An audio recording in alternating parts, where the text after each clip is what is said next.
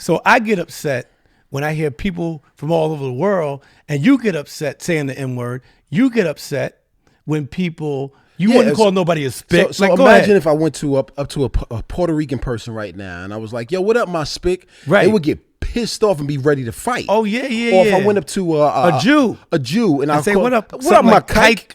Oh, that would be considered a hate crime. Yo, a hate crime.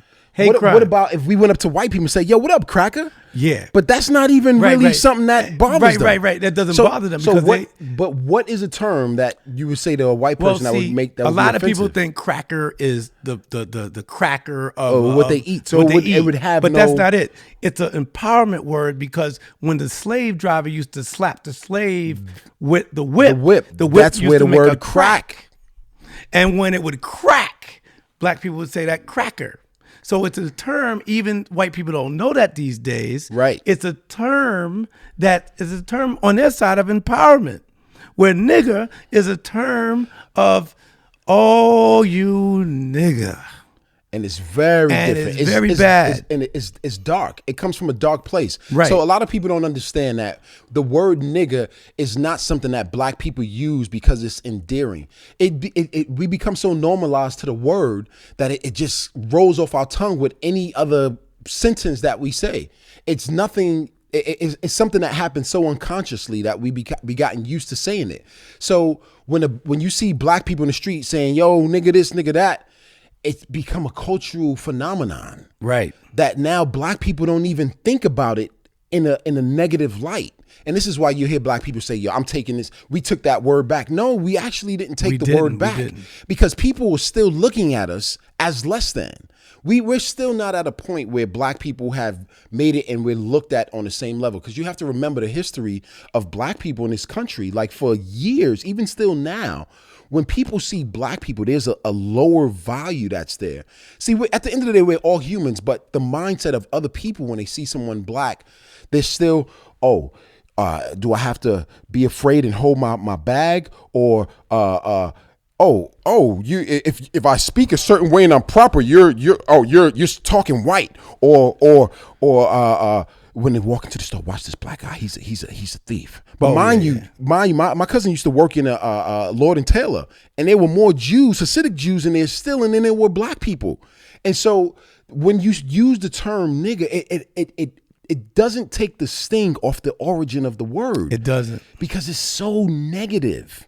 It's so negative, and people need to understand the history, and black people in particular, and the rest of the world need to understand the importance of not utilizing that word. If you want to use the word, or you want to use a word to express endearment or love, there's so many other adjectives that you could use to express love for me. You know what I mean? Why take a negative? You don't see any other race of people taking negative words to describe an emotional connection. And the reason why we're saying this over and over again is because it's true. It's very true. It's true. We haven't learned that part of suffering, but these words are strong. Words are of very power. Strong words. Words of power. So whenever you hear cracker, I told you where that came from. Whenever you hear nigger, you know where that came from. But we're not going to go around and be calling each other. I'm not going to ever call you my I call you my brother. That's right. I say, "What's up, King?" because I'm trying to empower you and make you feel good. Give it up. Lights and birds dark. I love you too. I love you too. But this is something that I get really passionate about this because it's something that bothers me to my core as a grown ass man now, as a 40-year-old man with 2 kids and a wife and all that good stuff, that we are in 2020 and we are still not past that point where not only do we have an understanding, but a respect for yourself. Self-respect is the key. Like, if you don't respect yourself, how can you expect anybody else to respect you? And that's my other thing is, like, us black people, we need to learn to respect ourselves. And if you're walking around calling each other nigger, how do you feel that you are respecting the other person you're talking to, you're respecting yourself, and you expect other people to respect you when you're still using that term? Amen. Amen. This is an old ass man versus a young ass man podcast.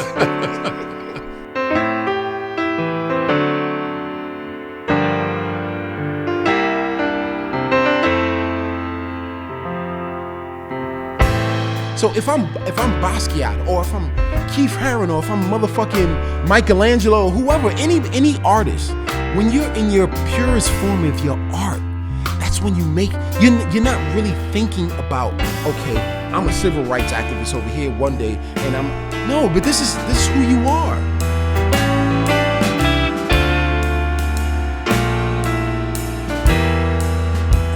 I know I'm interrupting.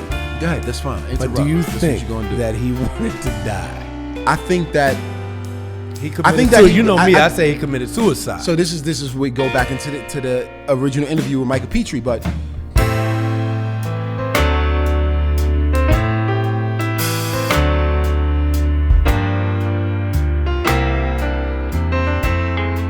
all right, Black Facts. Are we doing the intro now? Yeah, we're doing the intro right now. Okay, we're live, baby. All right, so this podcast, this time, we're gonna be less serious. We're gonna talk about ourselves, so you guys can get to know who we are and why we're building the Legacy podcast and the Legacy brand. But before we start, I just want to push in a Black Fact. Donald, do you know who Crispus Attucks was? Oh, you shooting at me, right? I'm serious. Do you know who he was? Crispus because you're Attucks. A black man. And, yes, I am. And you're the one that said that this is gonna be our thought. But do you know who? I have a very small idea of who Crispus Attucks was. Boston Massacre? No. All right. So for the freedom of this country, he was the first dude to die for this country. He was the first dude. He was a black man to die for this country, and people need to research that. Google it. Yeah. Find out who Crispus Attucks was, and do you know who George Washington Carver? Because I like to start off our podcast. I try to with a little Black history. I like that. I think I absolutely know George Washington Carver, in particular because he made the peanut. I have a kid with food allergies, so you think he made the peanut? He didn't make the peanut. He created God made the peanut. No. Yes, he was the one who took peanuts. He created so many things. He was basically a farmer. Mm-hmm. He was also a scientist, a botanist, I guess. Right. And, he took candied yams. I think he made what is it? No, peanut. Peanut was one of his most famous things. How you gonna tell me that? And soybean as well. Yes, soybean and candy, not candy yams. What comes from candy yams? How do they make a candy yam? They grow it like a regular plant. Yeah, but what is it? So sweet potato. Sweet potato. Yeah, he took a lot from sweet potatoes, and he made all types of stuff. He even all different types of inventions that he did. He was but a lot of people don't know this about George Washington Carver. What's that? Because when he was a kid. The reason he has, if you ever listen to any George Washington Carver tapes of his voice, he has a high-pitched voice. It's because when he was a kid, he was castrated. Wow. Yeah. I did read about that. Yeah, some loving people who loved George Washington Carver when he was a baby, when he was a kid, felt that as he grew up, it was a white family, felt that if he grows up that he might attack their beautiful daughters. So even though they were his stepsisters. And they castrated him when he was young, and he grew up with that voice and like a high-pitched voice. Yeah, low testosterone, but he didn't let that stop him. That's what a legacy to leave, because I know if somebody cut my joint off, I don't know. You're not inventing nothing. You're not doing any candy yams. You're not doing any peanut butter. You're not doing any of that.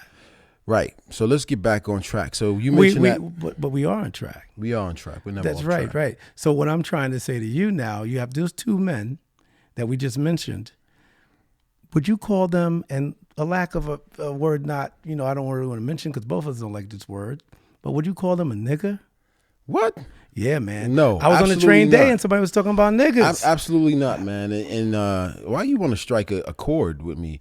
That's one of my biggest things that I can't stand, actually. Mm-hmm. I am a black man, and I don't know if it's because of my age and I'm getting older that the word, I don't even like to say it out my mouth, not even by myself. But the N-word is a big deal, and it's a problem that we created as black people in American society and the culture. And it's interesting because I was having a conversation with a good brother today, and all he kept saying in almost every other word was in this and that. And it makes me feel extremely uncomfortable whenever it's being said to me in public, on the train. I hear other people saying it, and it's become like a cultural norm. But you know, that's because we've allowed everybody to say that word. Like when I'm on a train and I hear someone, Latin brother say it, white brother say it, Asian brother say it, nigga, nigga, nigga. We're the only people that have let people use that word, and it's just such a derogatory word. Excuse me. It is a derogatory word, and there's no way that you can switch it around and make it as a term of endearment. What's interesting about that also is that no other race of people use a derogatory term or word about themselves in public, and that's just a part of your speech. Whack, man. Why do people say it though? Why we did it when we were young. It took me, I came out of the military. It took me maybe about 10 years to stop saying that word because I had to unbrainwash myself, I guess. But why do people in the Bronx, because you're from the Bronx. I'm from the Bronx. What part of the Bronx you from? Castle Hill Public Housing. Right. I'm from 149th Street in Harlem. Right. Between 7th and 8th Avenue. The thing about it is that we grew up saying that word. Yo, what up, my inner? What up, my inner? What up, my inner? What? I mean, is it Richard Pryor that started it? It's a taught behavior. It's a taught word that we decided to use. It became something that, is cool, like it's slang. You know what I'm saying? And it became a part of our vernacular. Like most black people, predominantly, I'm talking about, you could be straight from the hood, from the projects, to a black businessman, CEO inside of a major corporation, and you just still throwing the word out like it's nothing, like it has no sting to it, like it has no history behind it of just negativity. And that word was used on us to basically break us down. How do we get across to people to tell them how do we stop people from doing that? When I hear it said, where we work. Yeah. We work right close to a high school. And I wonder where these kids, these 17-year-old, these 15, these 14-year-old kids are getting it from. They're getting it from their parents. But is it lost? Is it? Nah, I don't even think it's getting it from their parents. I think they're getting it from social media. They're getting it from music. That's the most biggest influence, is the music, rap music. That's where it came from.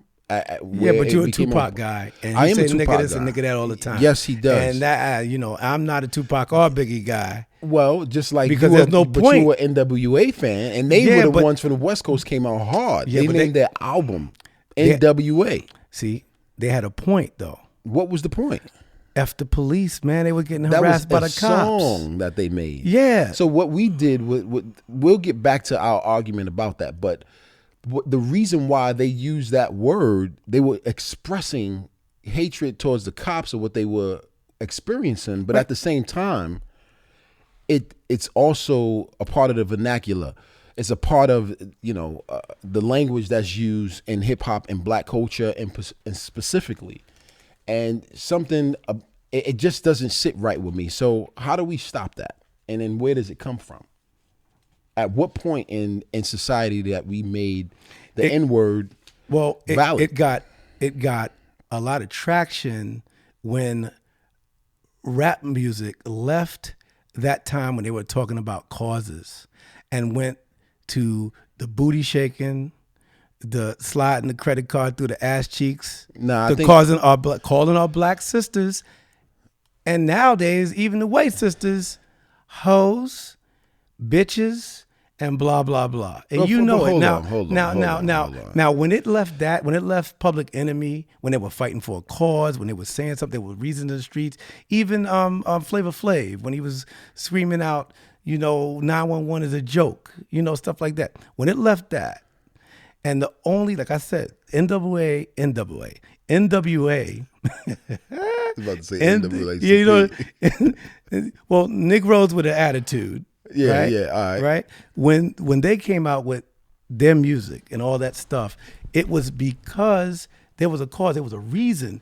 Now these brothers don't have any reason to. Jay-Z don't have no reason on the world right now. His last album, he don't have no reason to say that. But you also have to understand something. And then it'll contribute anything to the community. You have to understand something too. And I slightly agree with you on that, and I really disagree with you on that too. You have to remember that record labels and execs they push artists to use this kind of terminology, or their records won't sell. So rap artists in particular, we sell ourselves out. We always sell ourselves out. That's the name of the game. But the forum, the spoken forum, is the platform that everybody listens to. They know that rap music is one of the biggest art forms that there is, that it surpassed rock music, and it's something where we express ourselves. But records don't sell unless you're saying, in this F her. So why do we express ourselves? Slut. Why do we express ourselves in a negative way all the time? Well, right now is because what sells music. Originally, like you were saying earlier, black people would express themselves through rap music, and certain words were used to explain the situation that they were in. It was much more poetic than what it is now. But back to how the N-word became such a popular word, is it goes back in the day. Yeah, but we know that. I mean, the last thing that some black people heard before they got their nuts chopped off was nigga. So how you going to take that word, bring it into rap music, and then call it a word of endearment? Like, yo, Donald, you my nigga. We can't say that to each other. I mean, we're saying that for now. Now, if I'm watching Denzel Washington, or I'm reading a book and it has that word in there, Denzel Washington and what's that Fences. Yeah. He did a couple of movies, and there's a couple of movies that you can use it artistically in a play for that era. Right. You know, and to get the point. I understand that part, but I don't understand how people blatantly will say that name, and then my white brothers and sisters, if they say it, then it's wrong. They get punched in the face. But that's not right. Didn't you speak to one of our brothers?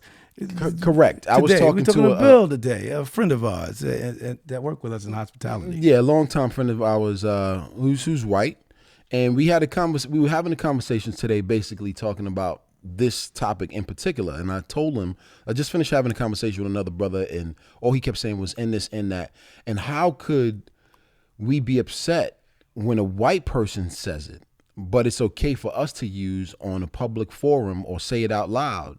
Because I'm a firm believer, whatever you project out to the world is, especially if it's popular, it becomes a norm. So if it's something that back in the day when we used to use the word, it was amongst family, right? It's the wrong time to use it, or the wrong word to use, period. Right. But it was more in what you would say the back of the house or amongst your own.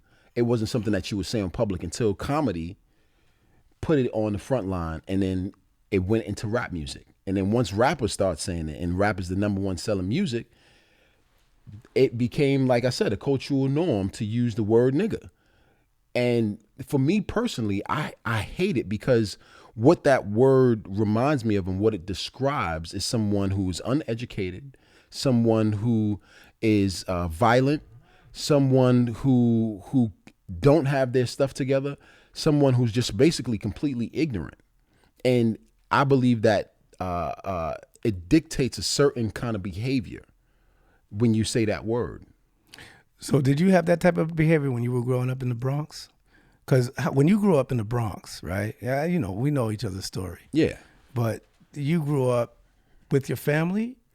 No, so I actually I did grow up with my family. Yeah, I grew up in Castle Hill in the Bronx with both of my parents. Right. My father was a power distribution maintainer. He worked for New York City Transit. Oh, okay. Basically on the third rail and stuff like that. All right. Hanging off of bridges. Yeah. And my mother was a school crossing guard. Oh, okay. All right. And so my mother is interesting because I was raised as Jehovah's Witnesses. Oh, snap. A Jehovah's Witness. So, you did tell me that yeah, before. For most of y'all surprised. who don't know, who does not know what a Jehovah's Witness is, research it. No, yeah. Basically, because nobody really knows. Well, I couldn't celebrate birthdays. Right. I couldn't celebrate Christmas or any holiday. I always used to get clowned on at school, which led to me having really low self-esteem.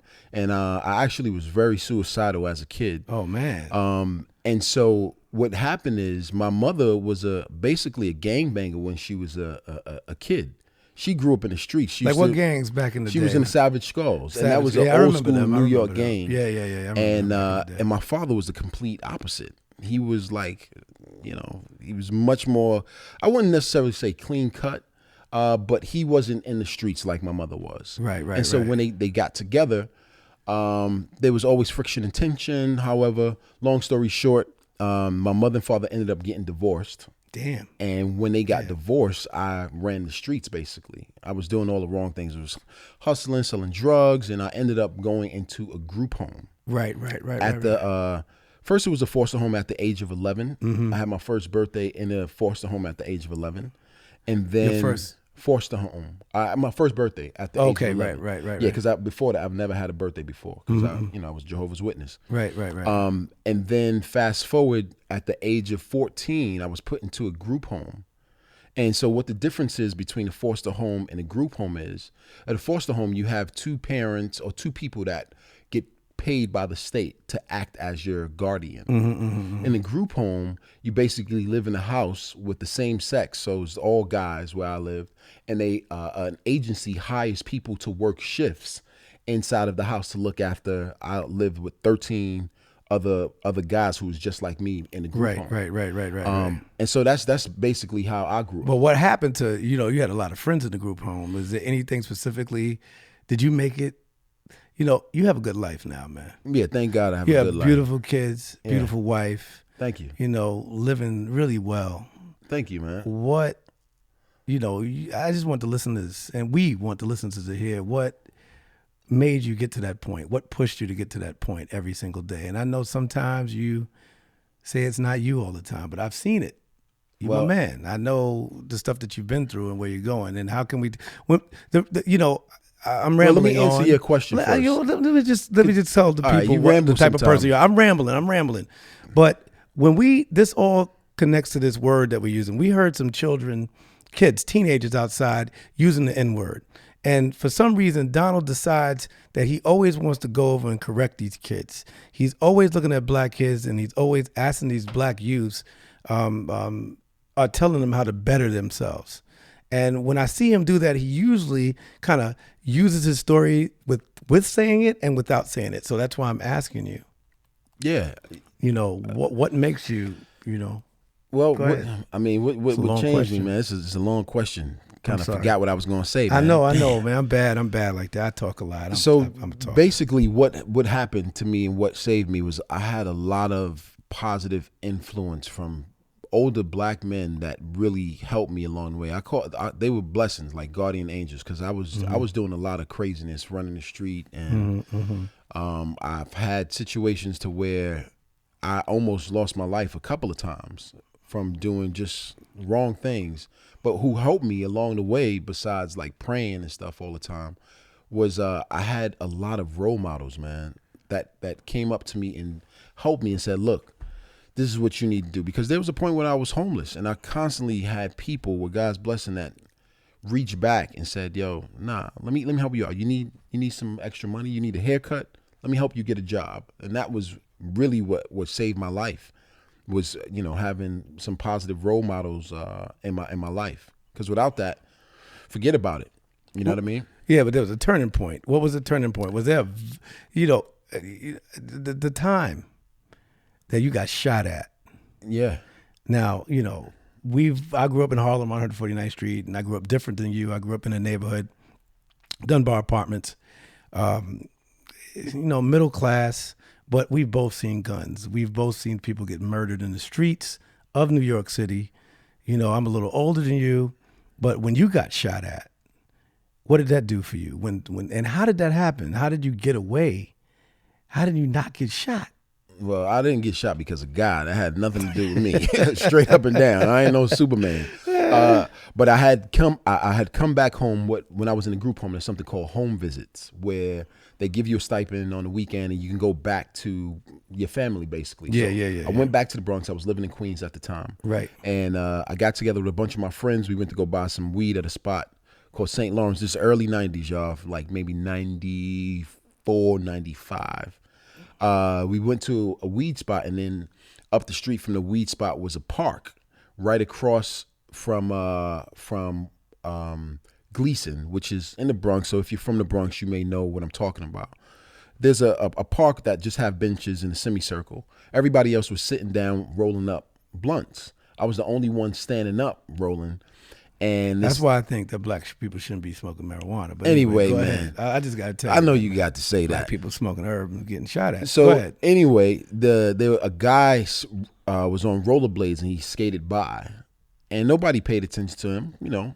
But then he came back around and he was standing behind all of the guys that were sitting down rolling up, so they didn't even see him. Wow. So he basically was the distance from where I'm currently sitting to about, you guys can't see this, but there's a desk where Phineas is sitting. And he said, yo, you guys, you're hustling here? About 5 feet, nah. 5 feet away. Maybe about 5-6 feet away. Yeah. He said, yeah, you're hustling here? I was like, nah. He pulled out a gun, aimed it at my head, and fired. All I remember was seeing a spark from the gun, ducking and running. And so that's how I got away from that. But that was God. That was complete divine intervention. But that made you think differently about the that hood, your neighborhood, where you come from, that didn't was, that? Or that didn't change your way of thinking? It did change my way of thinking, but you have to remember, when I was in the group home, most of the guys that I was living with came from the same environment as me. Mm-hmm. So even though it was parlayed a little bit, I was still in a similar environment. The difference is now I had more guys that were just like me. So there's a lot more relatability there. Mm-hmm. And then, you know, what makes it different too, we had a little bit more. We all lived in the house and et cetera, et cetera. But what helped me to change, again, it was people constantly talking to me, older men talking to me and taking their time to say, hey, you know, the first time that I really read anything about black people was when I was in a group home at the age of 16. And that helped to change my life a lot.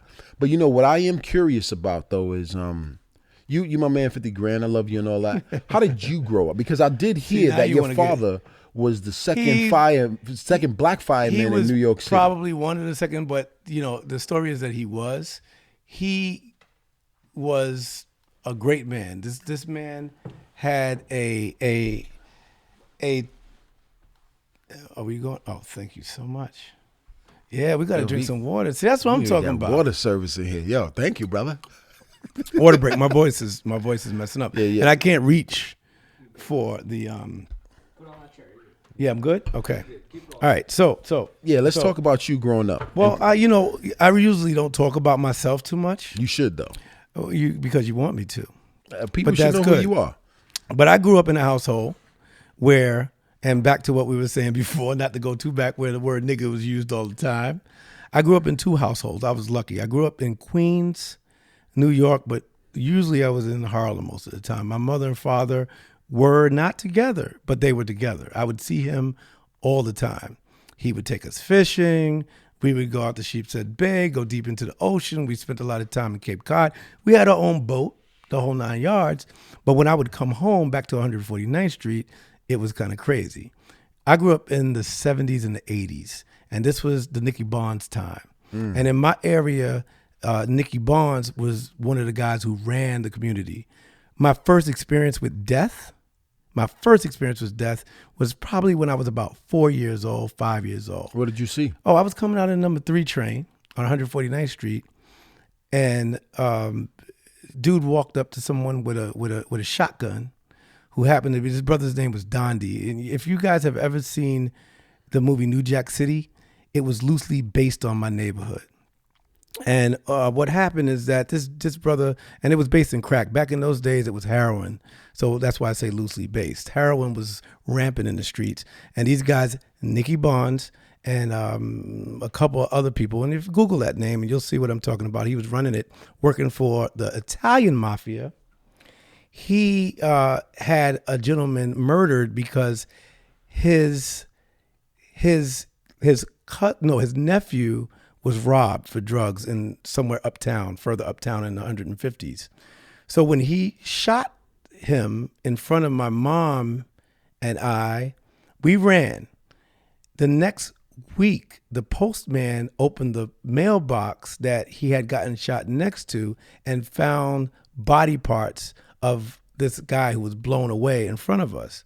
Wow. So that showed me it wasn't really the shot, the guy getting murdered in front of me was not traumatic. What fueled me and me fighting against and thinking about how black people are treated in the communities was that how can they investigate a crime And then 2 weeks or a week later, or whatever I just said, the mailman finds, excuse me, I have to drink some water. The mailman finds the body parts of this person in the mail in the box. That means they didn't have any investigation. It also happened in my community when Eleanor Bumpus got murdered. She got shot. Eleanor Bumpus was an older woman who was, I think she had a mental problem. 5 cops came up, or whatever number cops came up with shotguns, and they blew her away.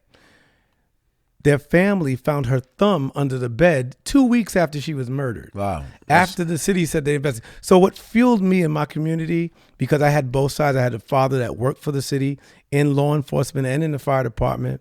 I had family members that were in law enforcement. My mother was like a really strong black activist back in those days. She knew a lot of people. My grandmother knew people that were in the NOI, which is the Nation of Islam. So I knew what was going on. So I wasn't fueled by the death. I was fueled by the investigations after the death. And that showed that we didn't have a lot of people caring about us. Yes. And I know I keep going back to this N-word and so forth and so on, but people used to use that in the neighborhood. It would make me think, what value do we have on ourselves? Right. And the police don't have the same value. The system doesn't value black people, but we continue to kill each other and shoot each other and the heroin in the streets. So I grew up in a community where I would walk to church with no problem because we knew everybody in the streets, but there was heroin addicts on every corner. Every building was burned out. You remember how it was in the Bronx? I remember how it was because I grew up in 1980, which was the heart of the crack epidemic. Right, and it's crazy because you go through those areas now and they're gentrified, which is fine with me. A lot of people may not agree with it. It's fine with me because it's a safer society. To me, that's just me. I like walking down a safe street. Right. But I also know that people are suffering through gentrification, and those same people walking here I go again. The same people that are walking down the street, white people and black people, are using the same vernacular, the same words that they used back when I was a kid. This nigga this and this nigga that and this nigga this up and down the street. Now it sounds like I'm going all over the place. Yeah, but because you're not going all over the place. You asked me how I feel about my community and where I'm from. I'm from 149th Street between 7th and 8th, which was a hood back in the day. I love my community, but I hate what has happened to it, and I really don't like what we had done to our community after the Civil Rights Movement. When you were growing up, did you use the N-word? Oh, definitely. All the time? I used it when I was in the military. I used it. I used it to my boys in the military. But then when I heard other people use it, and I saw a fight break out because the white dude used it. Meaning non-black? I heard his Asian brother, he used it. Mm-hmm. And then I had a Native American brother, his name was Chief Bear, he used it. And we used to argue about it all the time until it started coming up to fights. And I was like, well, look, the question to me was like, how come you can use it and I can't? And then I would get stupid replies, that's a term of endearment. That's something that we use because it's out of love. But why can't we use another word? And it bothers me a lot, man. Just watching everybody else use that word. And it's something that's very uncomfortable because it makes me feel like I'm less than. And to see the thing about it, it's not the worst thing that can happen because it's not. We've seen a lot. We've been through a lot. But it's a mindset. It comes with a mindset. It comes with an attitude. It comes with how people view you when you say the word. Like, for example, still, things are changing now. But when you walk down Fifth Avenue or you walk into a store and you followed around. That still happens, right? It still happens every right. single day. Right. Even if you know that you're not doing anything, you feel a sense of guilt or you feel like this edge and this fear. But the reason why I'm saying that is because it's a mindset. It's a mindset that as us as black people have it's a slave mentality mindset that comes with using the N-word.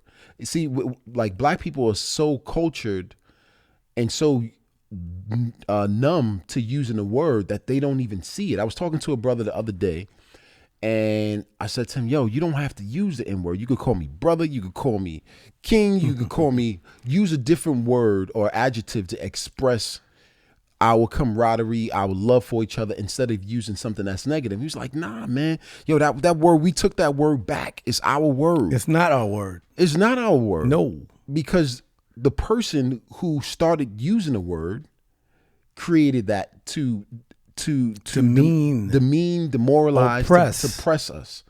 And so when another black person says, nah, man, that's an endearing term. You my name. Nah, I'm not. Right. And so, it's interesting that you asked this question tonight, because originally I didn't want to. I don't really like talking about this. Yeah, I know. But something should be done, and hopefully, with this legacy of the word, we can figure out a way to nullify it. And one of the ideas I had was to actually maybe do a little documentary, where a comical documentary where I'd get a white person to go into the hood and walk up to a black person and say, yo, what up my nigga, and see what the response is going to be.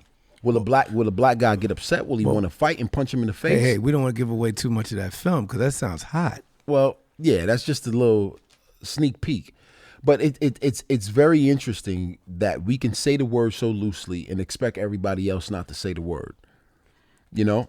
I agree. There's so many things that come out of that word, and so many issues that come from that word, and that's one of the things that I wanted to talk. I lost my train of thought for a minute there. That's cool. I noticed when you reached for your book. Yeah, I did, because I wanted to. No. This was the point. This is the reason why you hear me talk about a lot of white activists that cared about black people. When I told you about Miles Horton, yeah, you got a brother, white brother, that was brought up in the Appalachian South. Deep South. If you deep Appalachian South, where my mother's from, that family members, because back in those days, even if you were a lawyer, doctor, whatever you were, back in Virginia and Tennessee, you had to be part of the Ku Klux Klan in some form. So way back in the day, this guy Miles Horton, who I think died in 1955. I'm not. Everybody has to Google him. Miles Horton is his name. He's the one who basically, to make a long story short, taught Rosa Parks how to sit on that bus. So you have white people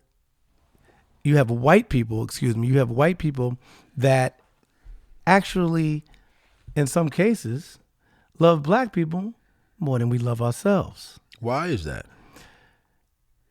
That's a good question. I know what you're going to say about that. You think that it's part of the manipulation of slave mentality. Actually, you're wrong. That's not why I think that. Why you think that? I think that because there's a certain accountability that a human being has to take morally, consciously, when you know that a people have been oppressed by people who look like you for such a long period of time. I feel like it's your responsibility and your duty. So my point in parallel to that is, back in the day, I used to be bullied all the time. Right. And it took for me to stand up and say, you know what, this is not the right thing to do.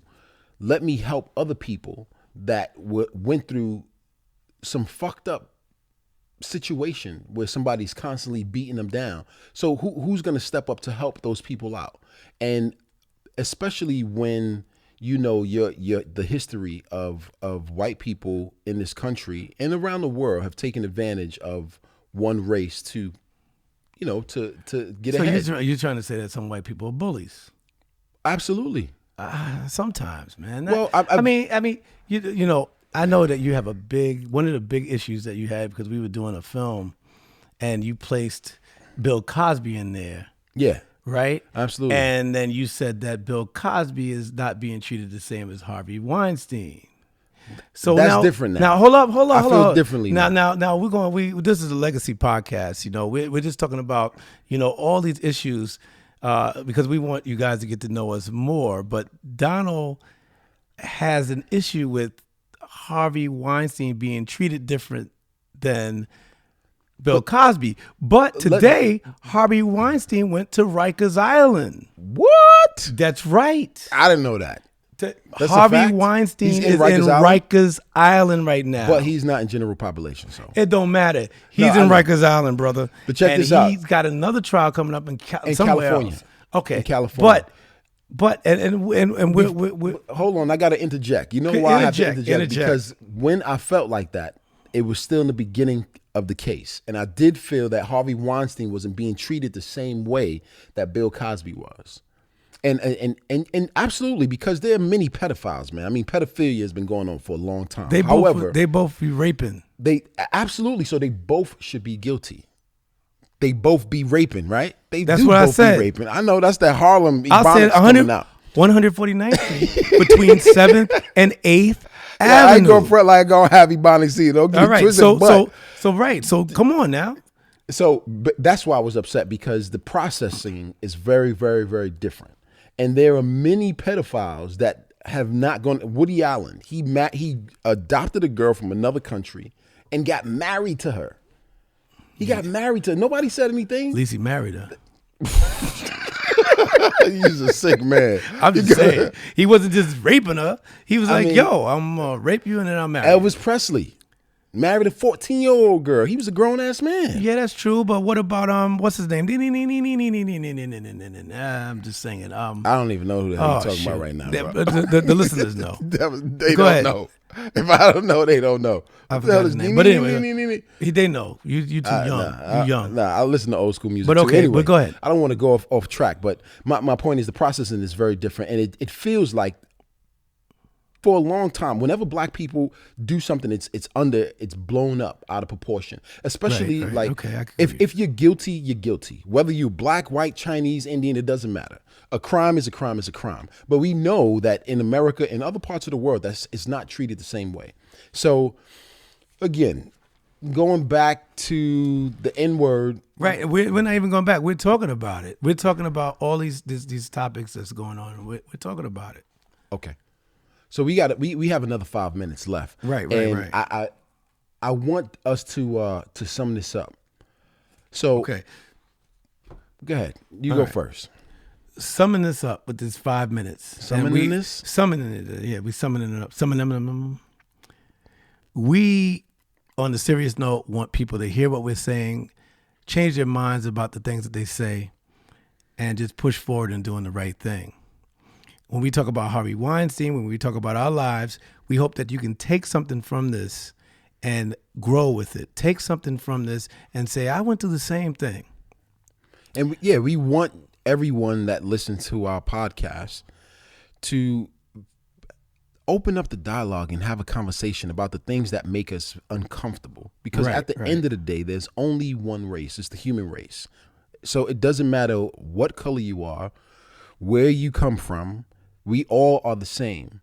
There is a history to everything, but the whole reason for having this podcast platform and us talking around legacy is because everything leaves a legacy, whether it's good, whether it's bad. Even if it's a word. Even if it's a word. The word that we're talking about leaves just a bad legacy for us.